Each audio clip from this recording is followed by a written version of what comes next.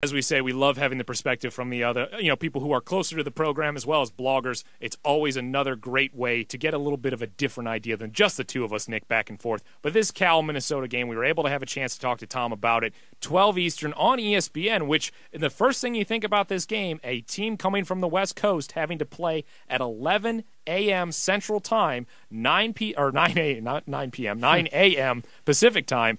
It's going to be very early. And a year ago, when Cal went on the road to Maryland, they didn't look like they were awake for that first half. They fell behind 21-3 very quickly, and then they had to claw their way back. And I believe they weren't able to get back to that game against Maryland. So this is going to be crucial for Cal to get off to a good start and be awake. You saw that they're flying out this upcoming Thursday to get there early. They're not going to come the day before the game like they have in the past to try to get acclimated to the conditions in Central Time Zone. So I have to say that the Cal Bears are really looking to put themselves in a better position than they were a year ago when they did lose to the Terrapins. It's been a trouble for this Cal team when they travel across the country. Or on the road in general. Yeah, and we remember a few years ago as well, those early season games against Tennessee, they were able to beat Tennessee on their home turf, but the year previous, they went to Tennessee, and this was a Cal team a lot of people had high expectations for. They were a top 15 team. They went into Tennessee, and before you could blink, it was a 17-0 ball game, Tennessee out in front.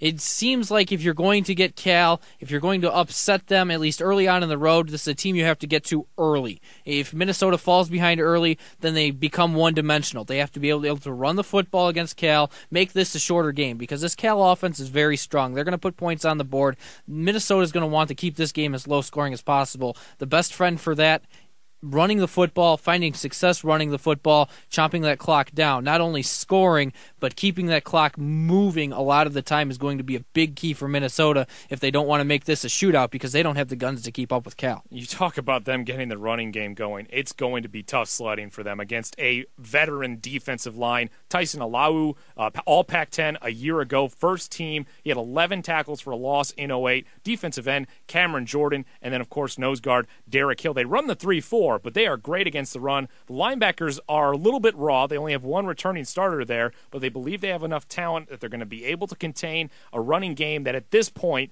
is really in flux. The running game for Minnesota, they've been trying to alter what they were going to do this season, focus more on the ground, less of a spread. They have not been able to move the ball that well in their time. I'll give a little bit of credit to Juan Bennett, has looked good, but to expect them to make a drastic adjustment against a very good defensive front, you can't really expect that from Minnesota. So, one of the crucial things you talk about in this game is if they can't get the running game going, they're going to have a tough time keeping up with the amount of scoring that Cal can do because they can't run down the clock if they can't get the ball moving on the ground. They're going to have to look to Adam Weber to create more things with Eric Decker, and Decker's been really his only key target. They haven't found that secondary wide receiver that they need to step up. That could be another crucial element of it. But right now, at least in the battle of the offenses versus the defenses, I have to say Minnesota has a very tough job ahead of them because not only is that defensive line great, they may have some young linebackers, but the secondary is stellar for California. They have great defensive backs, great cornerbacks in Saquad Thompson. He's an all Pac-10 first-team guy.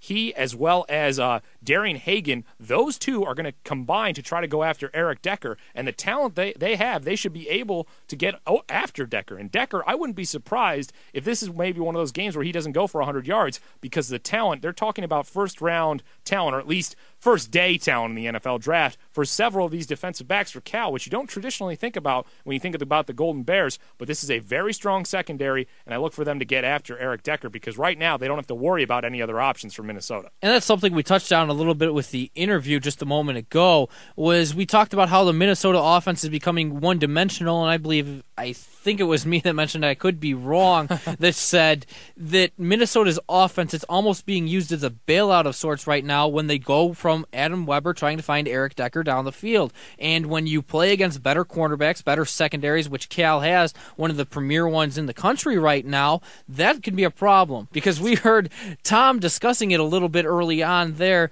that, yeah, Eric Decker is a great wide receiver and he gets open against any of the best corners. Well, any wide receiver is going to be able to do that if their quarterback's given time. No cornerback or no set of defensive backs in the country is good enough to, if your quarterback's getting 8-10 seconds to throw the football, no secondary is going to be able to maintain receivers. They're going to be able to keep control of receivers for that long. Any receiver is going to get open. So this is a interesting case for Minnesota because they have had major struggles running the football. That's going to be their key for keeping this a lower scoring game. They have, if they aren't able to get the ball in Eric Decker's hands, whose hands are they going to get the ball in? Where are they going to get their offense from? They don't want to fall behind quickly because if their passing game's taken away, if things don't fall right for Minnesota, I'm sorry to say, Gopher fans, but this could be an ugly Saturday afternoon in Minneapolis. Well, we know that, at least from what we both said here, we don't think Minnesota's going to be able to score a lot of points. So that really comes down to their defensive side. And you asked who's going to score? Maybe it's going to be the linebackers. Maybe it's going to be that's Nate a best Triplett. friend as well. Maybe it'll be Nate Triplett again. We talked about earlier in the show how he had the 52-yard fumble recovery for a touchdown. Not only that, he had 17 tackles in that game. Big 10 Defensive Player of the Week. He has been a bright spot. We talked with him. We talked with Tom about him as well. Lee Campbell and Simone Lawrence. A very good group of linebackers. The defensive line, they've got some questions. Defensive tackles are good. We talked about that before. But if their front seven can get after Heisman Trophy candidate and Javad Best, he's struggled on the road. Now, he hasn't struggled quite along the lines of being a very, very, he still gets his yards. But in his first two games, 27 carries for 281 yards, 3 touchdowns. That's 10.4 yards per carry in 2 games.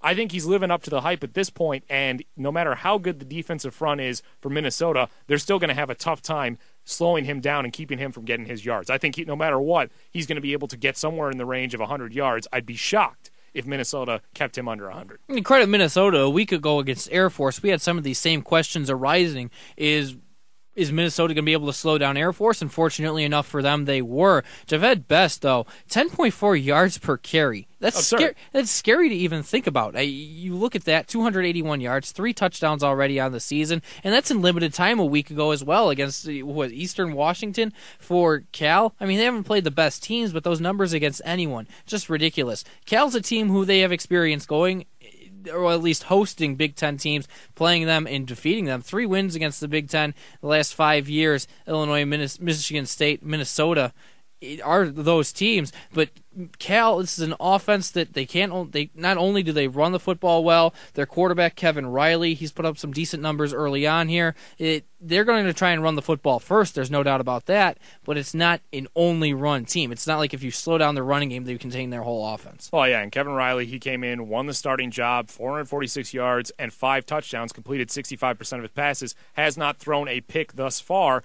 So you look at that matchup, you said they're going to have some other options, but they did get that win over Maryland, which a year ago, that was a game that they were faltered in. So for them to get the revenge win, it's going to be a game that Minnesota cannot make mistakes. They have to play their perfect brand of football, and that offensive line has to come together. We both think that that's going to be a difficult task for them. Give me your prediction, Nick, quickly, as we wrap things up here. I just don't see Minnesota having the guns to run with Cal. This is a Cal team that many people in the Cal family of football, if you want to call it that, they'll tell you that Cal's a Cal team that's Nation? Yes, Golden Bear Nation? The Golden Bear Nation. Jack Nicklaus, actually, he's the biggest fan there.